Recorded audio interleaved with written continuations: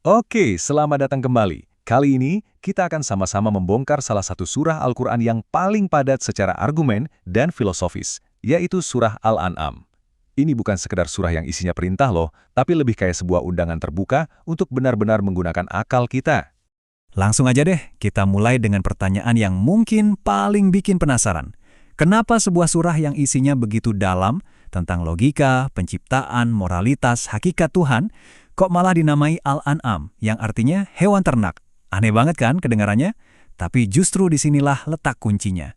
Jawabannya luar biasa cerdas. Nama ini sengaja dipilih untuk langsung menohok tema utama surah ini, yaitu benturan antara iman yang didasari akal sehat melawan tradisi buta yang dibuat-buat. Jadi orang-orang jahiliyah itu punya banyak banget aturan aneh soal hewan ternak untuk sesembahan mereka. Nah, surah ini pakai contoh spesifik itu untuk membongkar keseluruhan cara berpikir yang hanya ikut-ikutan tanpa dasar. Ini dia peta perjalanan kita kali ini. Pertama, kita bakal lihat dulu gimana struktur argumen surah ini dibangun. Terus kita masuk ke perdebatan intinya, akal versus tradisi, yang puncaknya ada di metode berpikir Nabi Ibrahim. Setelah itu, kita coba pahami psikologi di balik penolakan kebenaran sebelum akhirnya kita temukan kode etik universal dan misi besar kita sebagai manusia di bumi. Yuk, kita mulai. Oke, bagian pertama. Sebelum kita menyelami argumen-argumennya, penting banget untuk ngerti petanya dulu. Surah Al-An'am ini nggak disusun secara acak loh. Strukturnya itu rapi banget, kayak sebuah risalah filsafat. Dengan memahami cetak birunya, kita bakal lebih gampang mengikuti alur logikanya yang keren banget. Coba deh, perhatikan alurnya yang sistematis ini.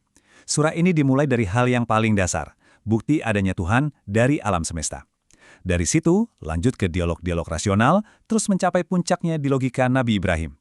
Baru setelah itu dibahas kenapa sih orang menolak bukti, lalu dikasih aturan praktis, dan ditutup dengan kesimpulan besar soal tanggung jawab kita. Kelihatan kan, argumennya dibangun lapis demi lapis, sangat kokoh. Nah, sekarang kita masuk ke jantungnya nih, pertarungan antara akal sehat dan tradisi. Di bagian inilah kita bakal lihat gimana surah ini sama sekali nggak minta kita untuk percaya buta, tapi justru menjadikan logika dan pengamatan sebagai fondasi utama keimanan. Coba deh perhatikan cara surah ini dibuka, bukan dengan perintah kayak percayalah atau sembahlah, tapi justru dengan ajakan untuk mengamati. Segala puji bagi Allah yang telah menciptakan langit dan bumi. Titik awalnya adalah observasi terhadap alam, sebuah fondasi yang berbasis bukti. Jadi, poin utamanya adalah iman itu bukan lompatan dalam kegelapan. Justru sebaliknya, iman adalah sebuah kesimpulan logis. Ayat pertama ini seolah bilang, "Hei, lihat sekelilingmu. Ada alam semesta yang teratur, ada siang dan malam. Semua ini nggak mungkin ada secara kebetulan. Pasti ada satu pencipta yang super cerdas di baliknya." Inilah inti dari tauhid, yang dibangun di atas penalaran. Dari alam semesta yang maha luas, fokusnya langsung beralih ke kita, manusia. Kita diciptakan dari tanah, sebuah pengingat supaya kita tetap rendah hati. Tapi di sisi lain, kita juga diberi ajal atau batas waktu. Nah, ini implikasi filosofisnya dalam banget. Kita ini makhluk yang fana, tapi setiap tindakan kita punya konsekuensi abadi. Waktu kita di dunia ini adalah ujian tanggung jawab. Dan ini membawa kita ke klimaks dari argumen surah ini, kisah Nabi Ibrahim. Kisahnya di sini bukan diceritakan sebagai dongeng pengantar tidur ya, tapi disajikan sebagai sebuah masterclass, sebuah kelas pamungkas dalam penalaran logis. Lihat deh, proses berpikirnya. Ini kan pada dasarnya metode ilmiah, jauh sebelum istilah itu populer. Ada observasi, lihat bintang, lalu bikin hipotesis, jangan-jangan ini Tuhanku. Terus hipotesis itu diuji. Ternyata bintangnya tenggelam. Berarti hipotesisnya salah, karena Tuhan nggak mungkin hilang. Dia ulangi lagi prosesnya dengan bulan, dengan matahari, sampai akhirnya semua kandidat yang kelihatan gugur dan hanya tersisa satu kesimpulan logis. Jadi ini dia poin utamanya. Tauhid atau keyakinan pada Tuhan yang esa gak disajikan sebagai dogma yang harus diterima mentah-mentah. Dalam surah ini, tauhid adalah kesimpulan rasional dari sebuah proses penyelidikan intelektual yang jujur. Iman adalah buah dari akal.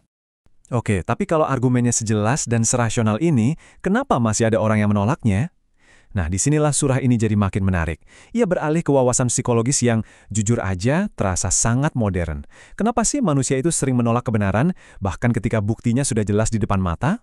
Surah ini menjelaskan kalau penolakan itu seringkali bukan karena kurang bukti, tapi lebih karena masalah emosional dan sosial. Ada ego, gengsi untuk mengakui kalau kita salah. Ada tekanan sosial, takut dikucilkan sama komunitas. Ada juga kenyamanan tradisi nenek moyang, dan tentu saja ada kepentingan pribadi yang dipertaruhkan. Inilah tembok-tembok psikologis yang seringkali lebih kuat daripada argumen sekuat apapun. Oke, setelah fondasi rasionalnya kokoh, surah ini lanjut menunjukkan konsekuensi logisnya. Pandangan dunia yang rasional ini ternyata melahirkan sebuah kerangka moral yang universal. Etika ini bukan sesuatu yang asal-asalan, tapi buah alami dari keyakinan yang benar. Di ayat 151-153, kita menemukan prinsip-prinsip etika yang sering disebut 10 perintah versi Islam. Coba perhatikan deh betapa praktis dan relevannya semua ini. Ada hubungan kita ke atas kepada Tuhan, lalu langsung diikuti dengan hubungan kita ke sesama manusia, orang tua, anak-anak yatim, bahkan sampai kejujuran dalam berdagang. Ini adalah bukti bahwa iman yang rasional harus berbuah jadi tindakan yang adil dan baik. Pada akhirnya, semua ini, argumen tentang akal, kritik terhadap tradisi, kode etik universal, semuanya mengerucut pada satu pesan pamungkas. Jadi, apa sebenarnya misi kita sebagai manusia di muka bumi ini menurut surah Al-An'am? Inilah dia benang merahnya. Kalau kita harus merangkum seluruh surah Al-An'am dalam satu kalimat, ya inilah kalimatnya. Misi kita adalah menggunakan anugerah terbesar kita, yaitu akal, untuk mengenal Tuhan, untuk berani menolak tradisi yang salah, dan kemudian untuk hidup secara moral sebagai pengelola yang bertanggung jawab di planet ini. Dan di bagian paling akhir, kita disajikan sebuah paradoks ilahi yang sangat indah. Tuhan itu digambarkan sebagai sangat cepat siksanya. Ini menegaskan adanya keadilan mutlak, bahwa semua perbuatan ada konsekuensinya. Tapi di saat yang bersamaan, Dia juga Maha Pengampun lagi Maha Penyayang.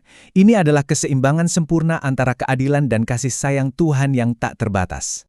Jadi, mari kita akhiri dengan sebuah pertanyaan untuk kita renungkan bersama. Surah Al-An'am mengajukan gagasan bahwa iman sejati itu bukan keyakinan buta, tapi kesimpulan dari penalaran. Kalau memang begitu, ini kan mengubah cara kita memandang segalanya. Ini berarti menjadi manusia seutuhnya adalah menjadi makhluk yang terus berpikir, yang berani bertanya, mencari, dan pada akhirnya memilih jalan yang paling masuk akal bagi dirinya.